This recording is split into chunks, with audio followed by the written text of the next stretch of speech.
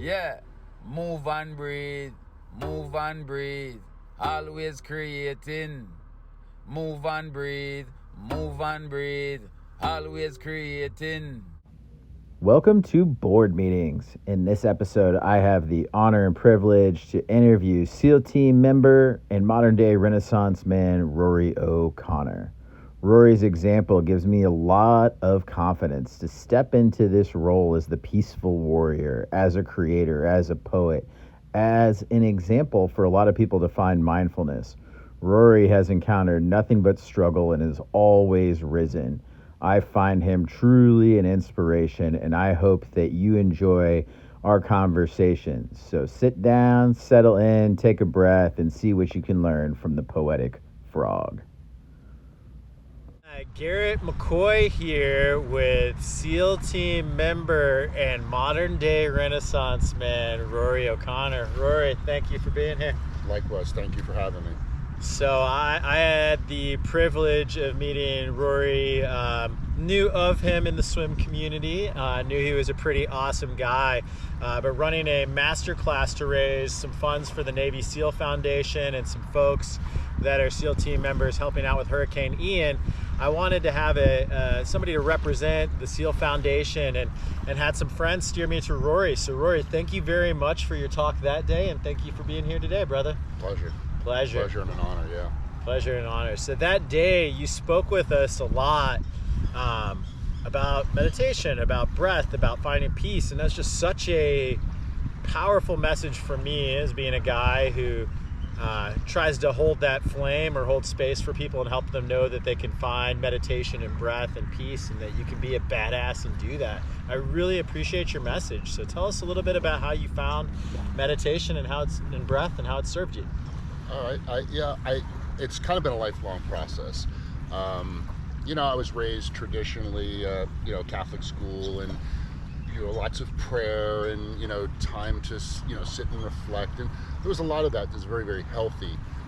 Kind of got into meditation as a teenager, but as I said in my little presentation we did a few weeks ago, I noticed the importance of breath when I was in SEAL training. And one of the examples that I'd given was, doing the 50-meter, breath hold, and it's totally in your head. I mean, you can hold your breath for 45 seconds or whatever it takes to do, a minute. But guys let that get into their head. There's the stress of the moment, and so you get in the water and you've got no breath, and you're out of the program. But I just watched guys. I was aware of how people either psych themselves out or get themselves in the zone. And so from an early point, at 18, 19, when I went through training, breath was always impressive to me. And you could literally modulate, which we now know scientifically, your emotions and your moods through your breath. So I think that's probably where it started, but it's been an evolution for me. And then and I talk about how, as a financial advisor back around the 08-09 debacle, I started doing a little more stoic reading and, took a deeper dive into Buddhism, and realized when I was talking to my clients that I'm just as nervous. I'm nervous about market conditions and all that kind of thing.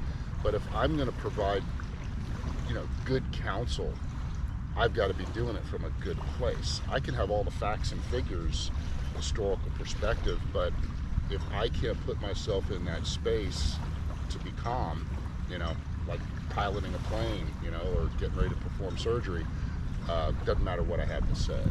So I would be aware of where my breath was coming from, that it came from my stomach, not from my throat. And if you do a little self-monitoring, you'll see that when you're frantic or you're upset or you're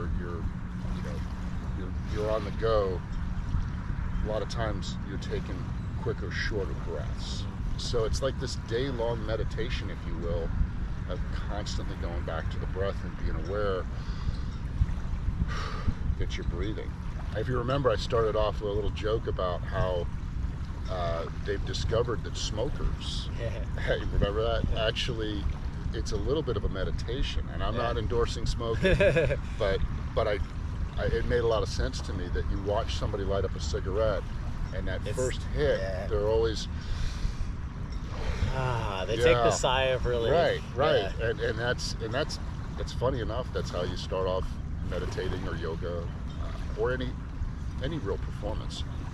And then, I'm 56 at this point, and one of the things that I've sort of grown into is just trying to be in touch a little bit more with art and creativity, and that's what drew me to your book and to your whole philosophy, is to create. And I happen to enjoy poetry and writing, creative expression, and Mary Oliver is she's a noted poet laureate, Pulitzer Prize winner. She starts off Rules of the Dance. The first chapter is breath.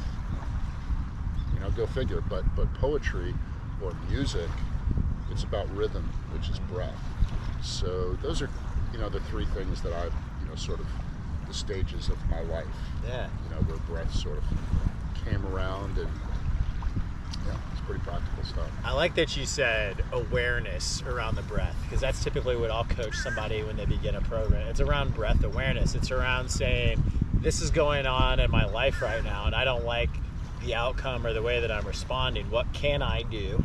And what I can do is bring awareness to that breath. I can calm myself down in this moment. I can choose. I call it liquid sunshine. This idea when we're out here like this, if you can make your mindset like this, you can breathe the way that you want to feel.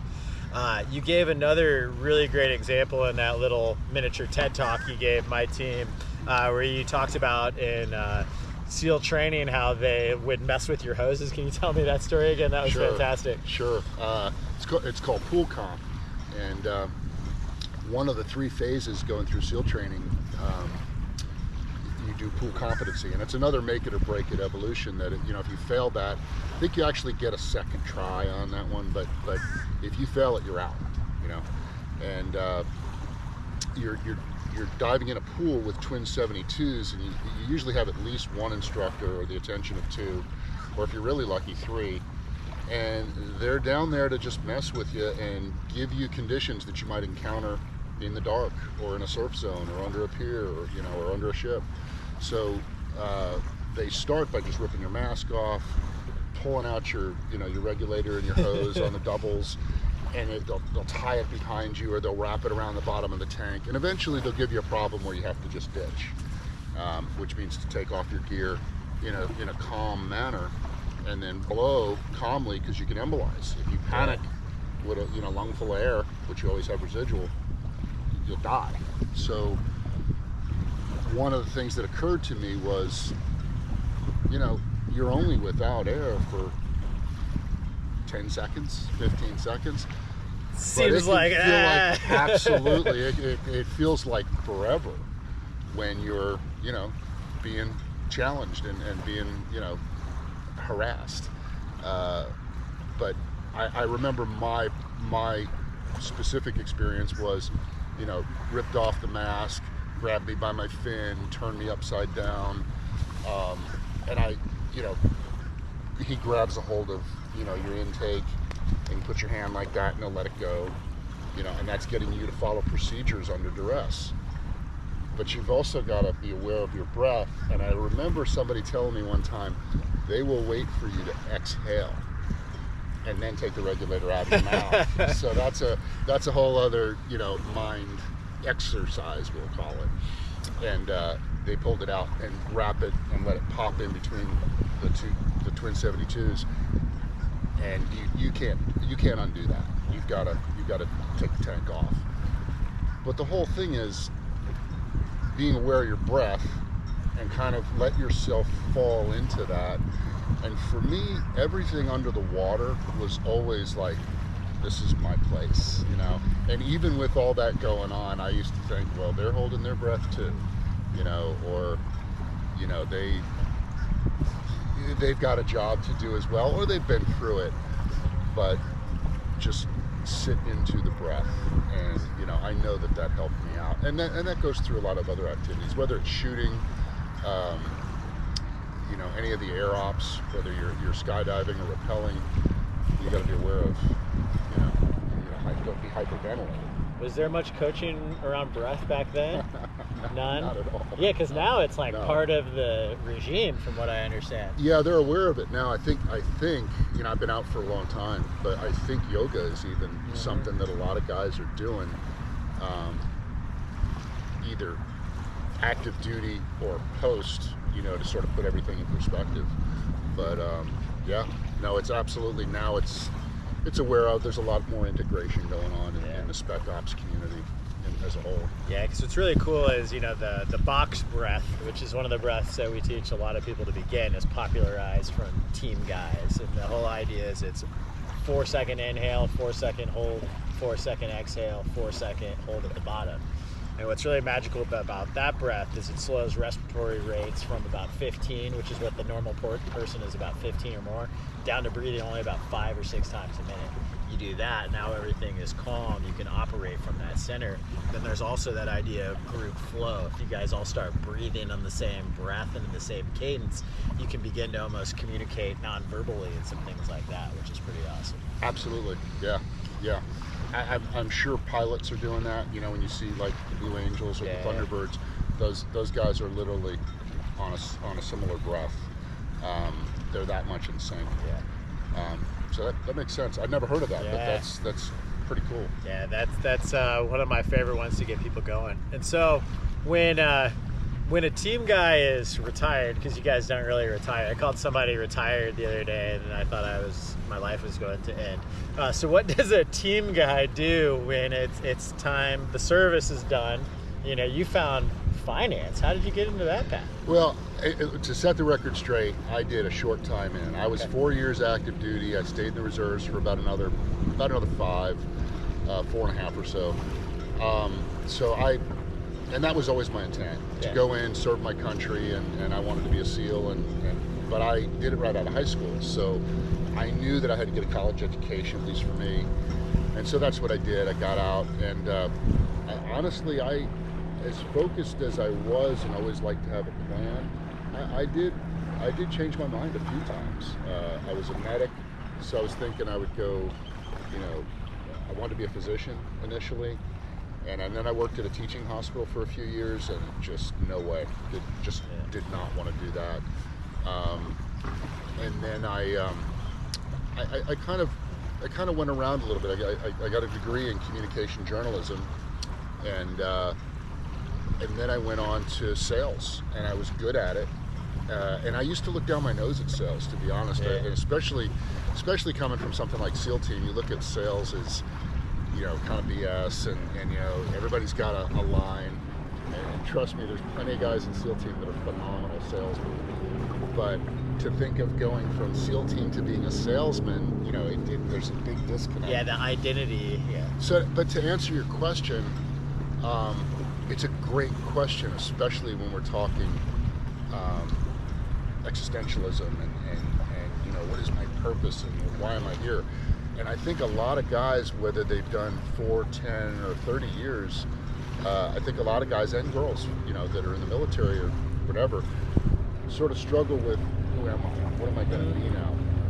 Well, to start with, that's not really a good place to start. Don't let your job identify you, because your job may have to change.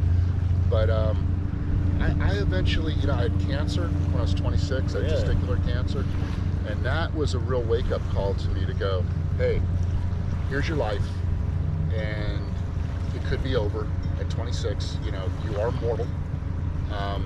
What are you really good at? And that made me sit up and go, I've always breezed through my speech classes. Anything writing was always easy to me. Math and science I had to work at, and I did well, but I had to work at it. And that made me go communication. And then I got into initially wholesale auto finance. Was very good at it. Got into management quick. I worked for a wholesale company that did warranty finance, and then I got into leasing, and I again did very well. Moved from Fort Lauderdale over to the Tampa Bay area, and then I went to work directly for the bank, and And I got into, after about 7-8 years of that, indirect lending can be very ebb and flow. Wound up getting into investing. So I work for a big investment firm, and I love it. It's great because a lot of it is about teaching and counseling, and it just played to what was natural for me. But I think and I can't speak for the whole SEAL team community or spec op military community, but I think you'll see a lot of folks get wrapped into the image. So they have to go law enforcement, or they have to go fire. And there's nothing wrong with that. I considered that at one point myself. My dad was a fireman. I have the utmost respect for law enforcement. My son-in-law is a detective. But it just wasn't what I wanted to do, and I didn't feel like it was the best use of my own skills. So again, getting back to answering your question, people in the military come from all walks of life, and the SEAL team is no different. They're just more intense, much more physical than some of the other branches call for jobs. But I think you'll find them in all walks. Certainly military does a lot of transfer into law enforcement, but I know a lot of guys that got into high finance. A couple that stayed, if they were corpsmen, stayed in the medical field, went nurse or went, doctor. But really all over the place, teaching, lots of small business owners that just decide, hey, I want to remain independent. So I'm going to take on the entrepreneurial world, which is tough. But I see a lot of people people struggle with identity, period, right? Who am I? What am I supposed to do? Kind of like we were talking a little bit about with the Joseph Campbell stuff, and we'll come back to that in a second. Yeah. But, I've seen a lot of veterans struggle with, you're no longer a part of a team, you don't have that purpose, and now you're out there like how do you find who you really are without that, which is very powerful.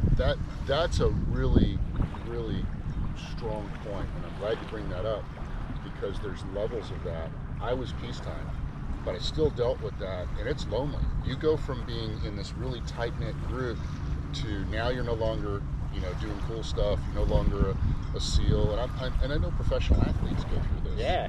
They're like, who am I? Yeah. And so that's where community is just so important, and knowing your tribe, doing the honest sort of research and questioning. What is it that I like to do? What did I like to do when I was a kid? And I've heard that in so many programs. Go back to, were you the kid that liked to take the toys apart? Were you the kid that liked to have a show and have all your friends over to watch the show? Go back to who you were as a child. There's a lot of wisdom in that. Yeah, outside and active, still doing it, Absolutely. Still playing. Yeah, for People sure. can call it a job if they want to. I'm just playing. Right on. Awesome. So then that, I think, carries on pretty well with what we were talking about in the Joseph Campbell. So I know my audience has heard me talk a lot about, the hero's journey, but a big part of that is following the bliss. So what were you saying a little bit about Joseph Campbell a moment ago? I'm a big Joseph Campbell fan. I don't know if you know this, or your audience probably would. The yoga community in general, a lot of the deeper practitioners have been at it a while. Most people seem to know Joseph Campbell, but Joseph Campbell was the inspiration to George Lucas's whole philosophy on Star Wars, with the dark side, and that rings true to today.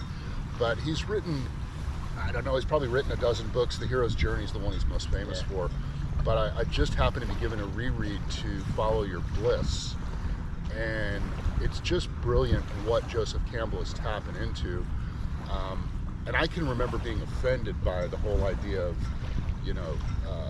mythology, that mythology or legend, back from a Catholic standpoint. I'm like, wait a second, it's a fact, it's not, And, I just came to have a different view of traditional religion over the years, just through history and just through watching people kill each other over it.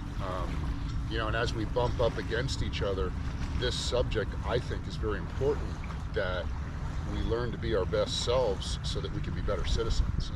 And Joseph Campbell talks a lot about the inward journey, just like the young Pueblo inward and clarity and connection. So in the particular book that I'm giving it a listen on audio now, he's talking about how there's different perspectives today in modern society of how people are embracing what their walk is. And a lot of people are comfortable with, hey, I go to church on Sundays, I read scripture, and that works, and they're happy with it, and they're going along. But there's also a lot of people that's like, it doesn't work for them anymore, and they just can't. They had to do it. They had to do it. It's just not. And you know what? For a lot of people, it may be a matter of just getting the right, church that they go to, getting the right pastor that they connect with. It wasn't that way for me. It was just complete paradigm, not discard, but it's a shift. It's a paradigm shift. It was a big shift for me. Yeah. So I'm more interested in what would be called secular Buddhism, if you had to put a moniker on it. But the three different types were the people that can just, they go along, they're happy with it, it works. Then there's the folks that are doing that and it's not working. And then there are the folks that say, hey, I want to connect deeper. I want to find something that really speaks to my personal journey or my personal mythology or my personal legend. And so follow your bliss is first identifying what that is. Yeah. And that could be something as simple as enjoying getting out on the stand-up paddleboard. It could be yoga, it could be swimming, it could be, whatever it is. Not to the point that, as we're also talking, where your activity consumes you. Yeah, your identity is that thing is not healthy. You don't want that either, right? Yeah. Right. But it goes to a lot of the problem that Joseph Campbell addresses, and Robert Bly does too, which they were somewhat contemporaries.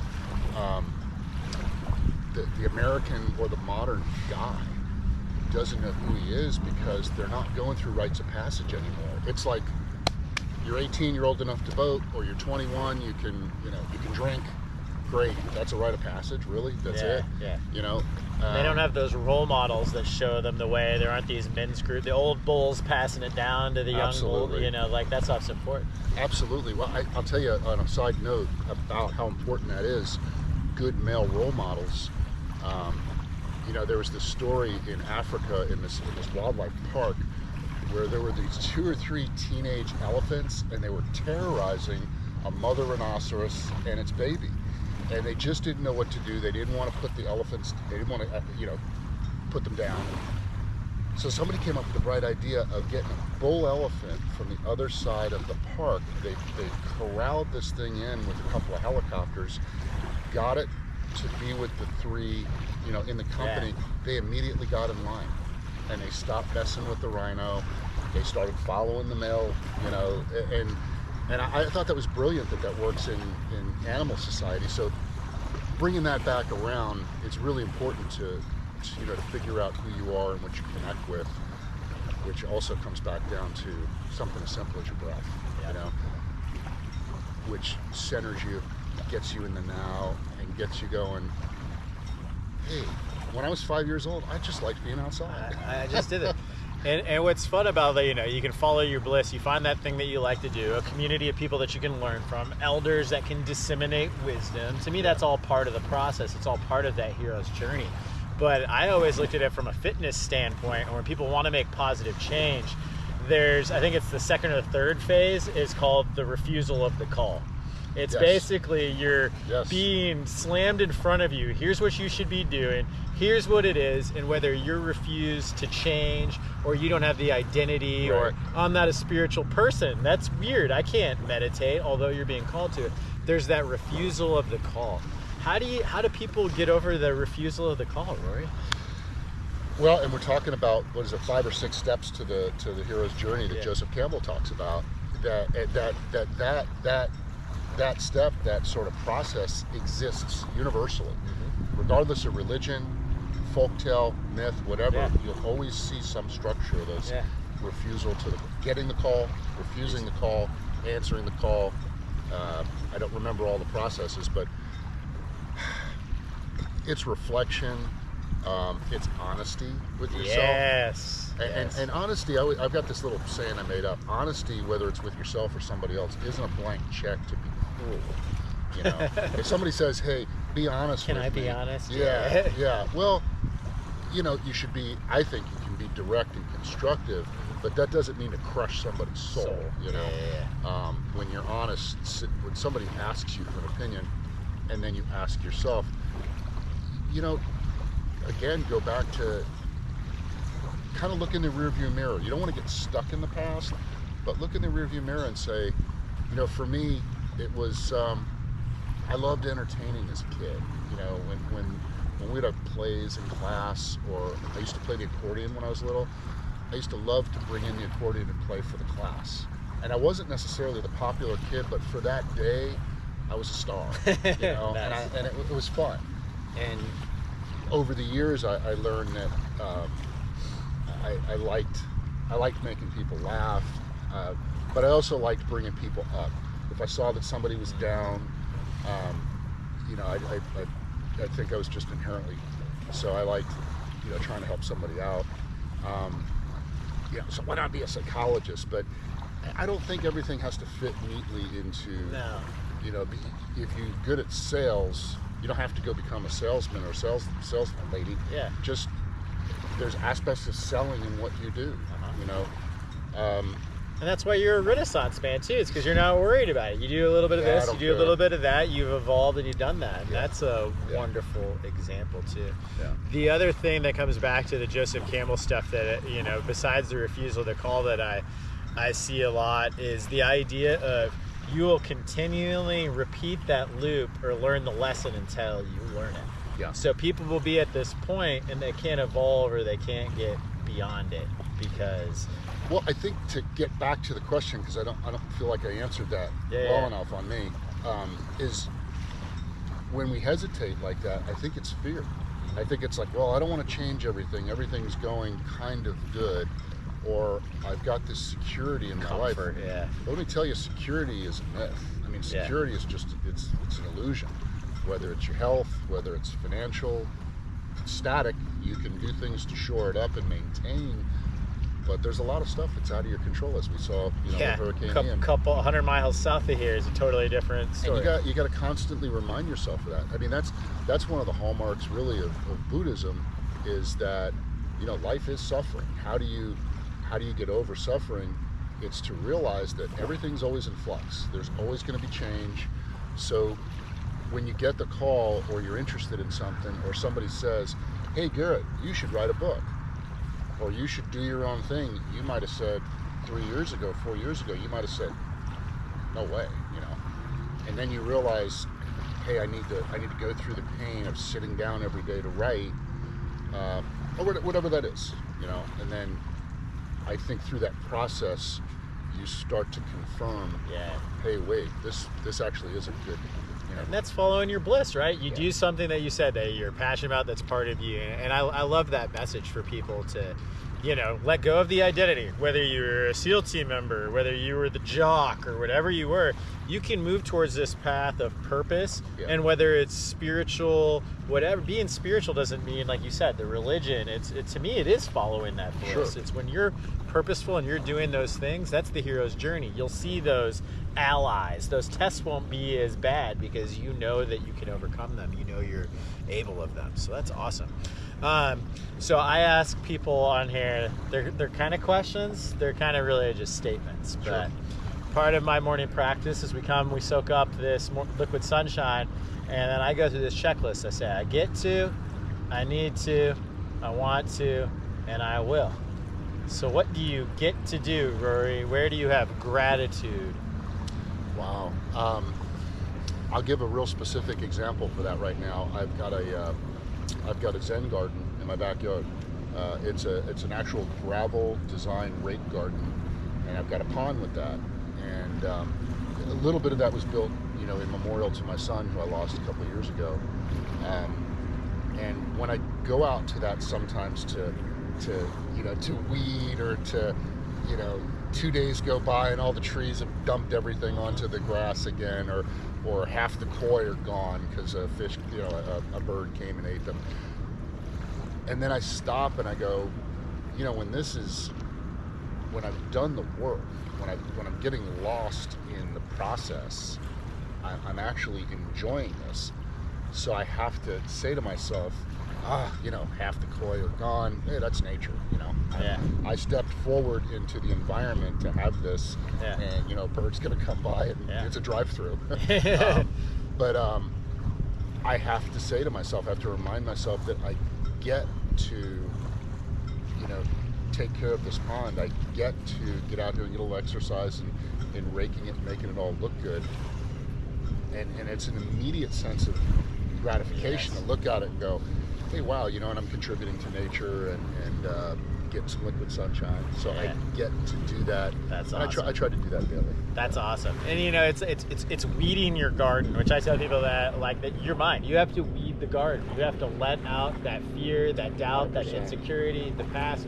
Your mind is that Zen garden that you need to rake and garden daily. Absolutely. And it can come in simple things too, Garrett. Like, you know, we talk about the concept of chop wood, carry water. Yeah. Become enlightened, chop wood, carry water. And so you've got the daily grind of stuff.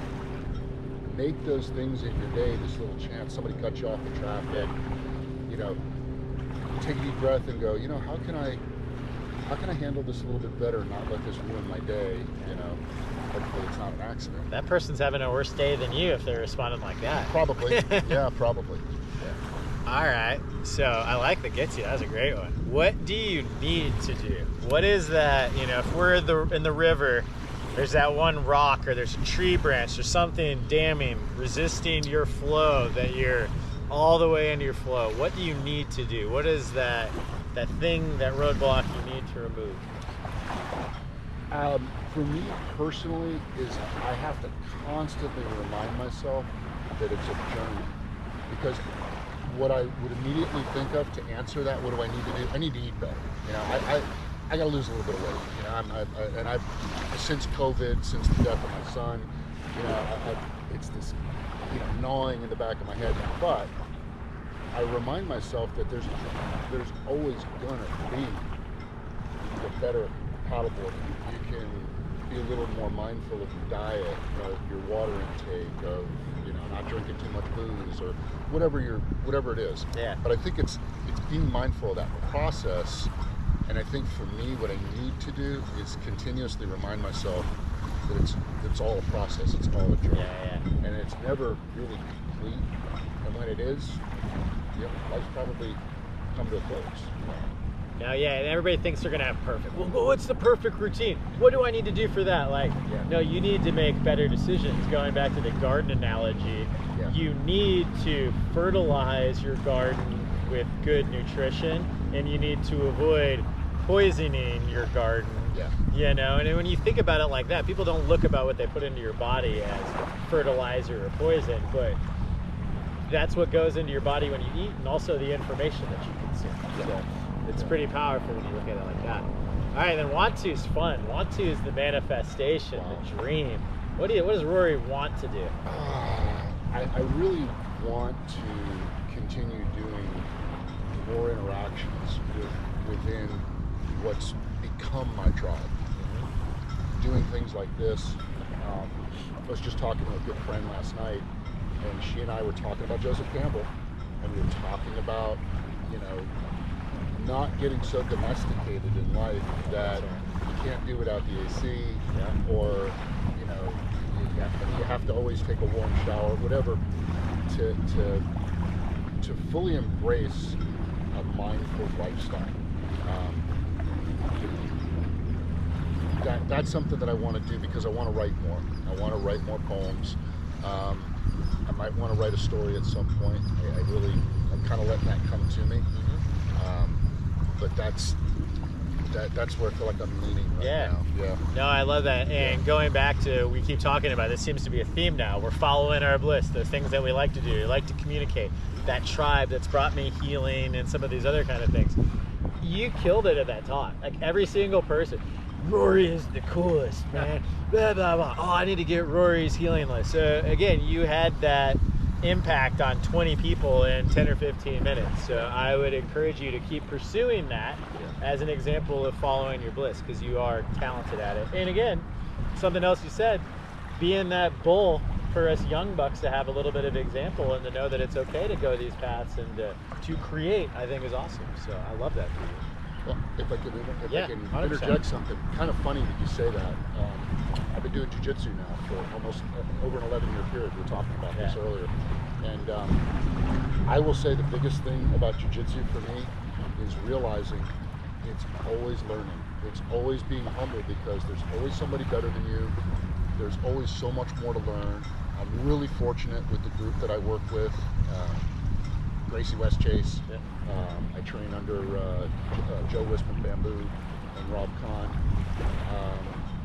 You know, you're constantly learning to be humble. And to learn in general, you've got to be humble. I mean, I could have fell today. That's part of the process. So what? Get back up. That's the same thing with jiu-jitsu. You're going to get submitted over and over again.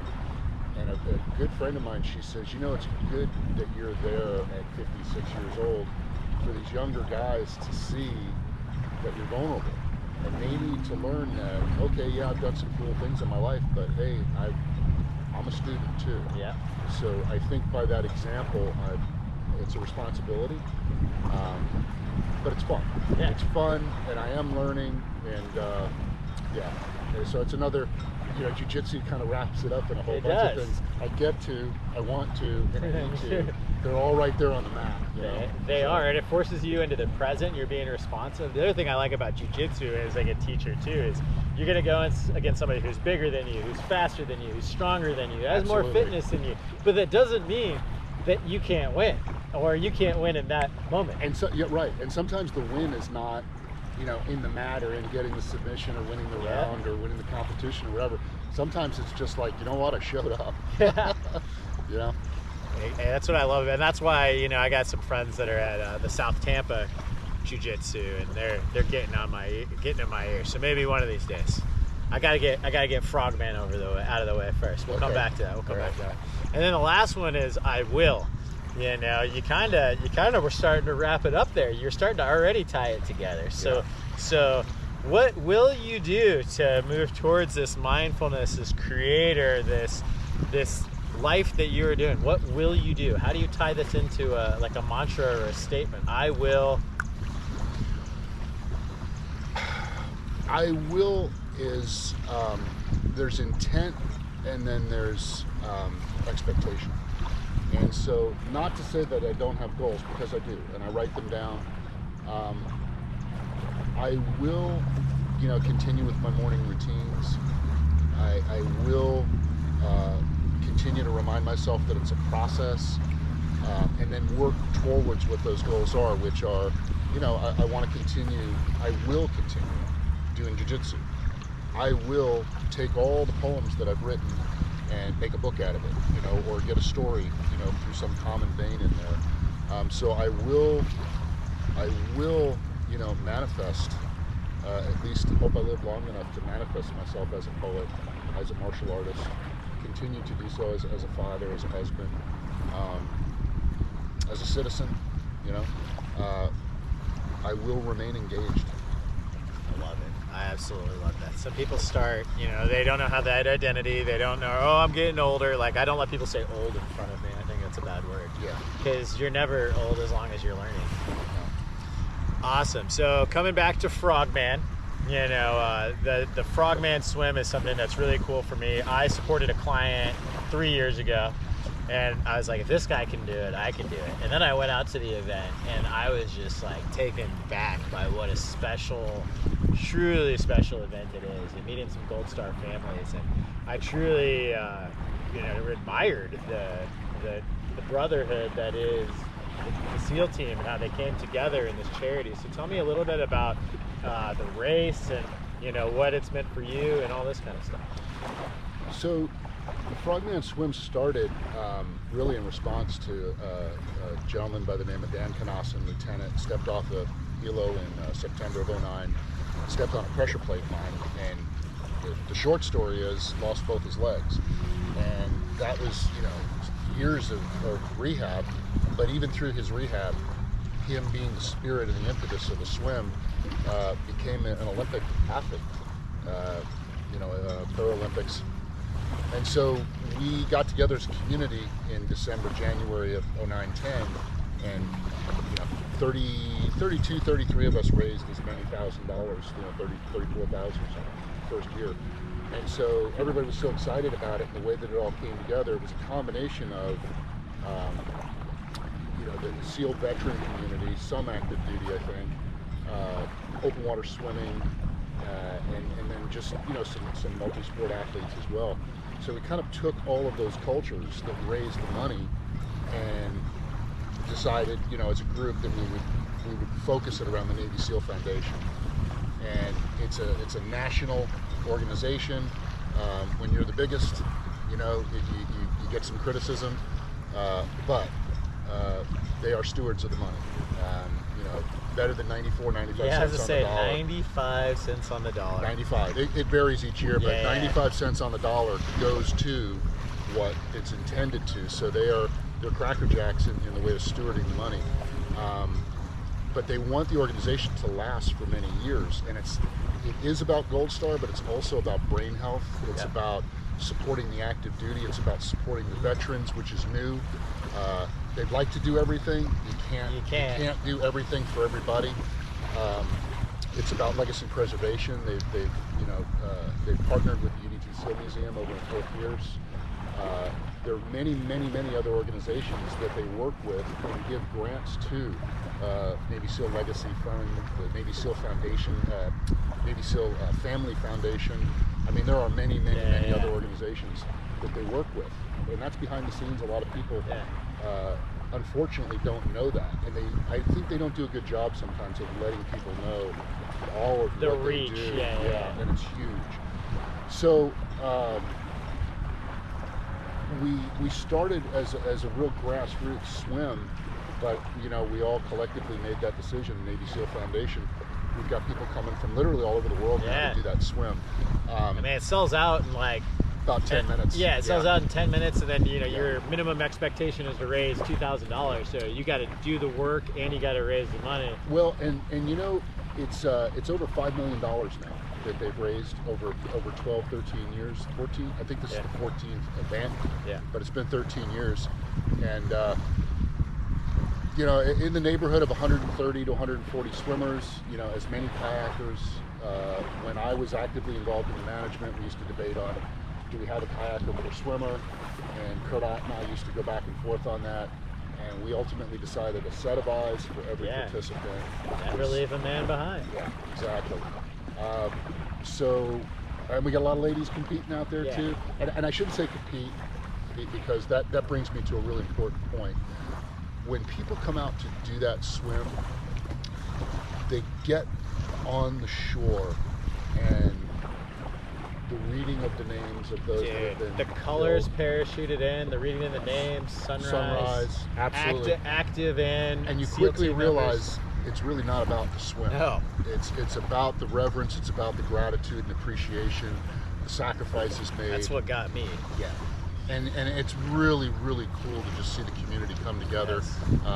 Yes. Nobody's red or blue, this party or that party. It's like, hey, you know what? We're all Americans. We're all human beings, and we're getting together to, for a common good. And that's, talk about get to, want to. It's been the privilege of my life to be involved in that endeavor. But so I think this year in the neighborhood of 130 swimmers.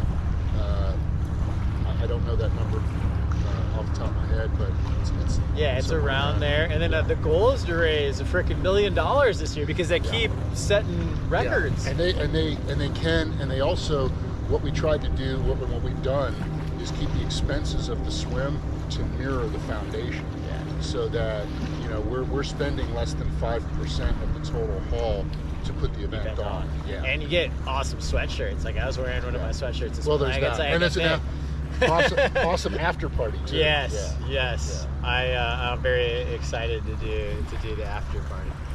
Man, so the Frogman Swim this year, I believe, is January 14th. If you're inspired at all by what Rory and I are talking about, I'll throw out my donation. Like, I've already hit the minimum standard, Rory. Nice. But who wants to hit the minimum standard, the minimum amount of flair? That's right. When I meet guys like you or Brian or some of these other guys that I know, it really, really is special. And going back to the non-being competitive, my guy that I supported on the paddleboard wasn't the strongest of swimmers, and so the SEAL team caught us, and I'd heard that they might have a little fun. These dudes start chugging beers in the middle of the frickin' bay. Really?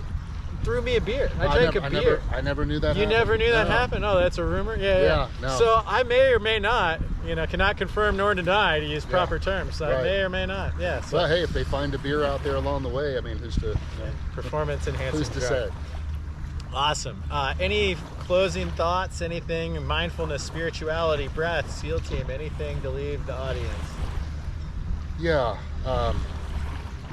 I would ask people when you're out on the road and you're driving, just take something as simple as driving your car and realize what a monumental effort it is, and it's amazing we don't have, and I'm not trying to be funny, it's amazing we don't have more accidents.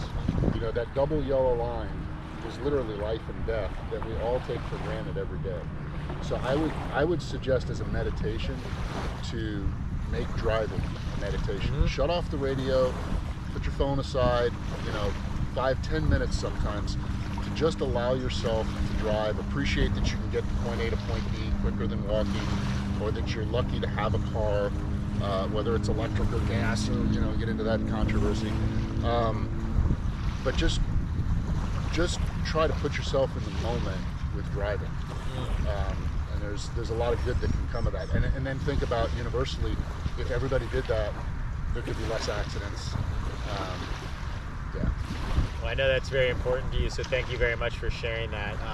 I'm reading a great book right now that's called Monotasking, and it's arguing exactly that. When you're doing things, to focus on doing one thing at a time, and that is breath, that is awareness, and that ties things really together well. Give me a big hug, brother. All right. Appreciate it. Absolutely.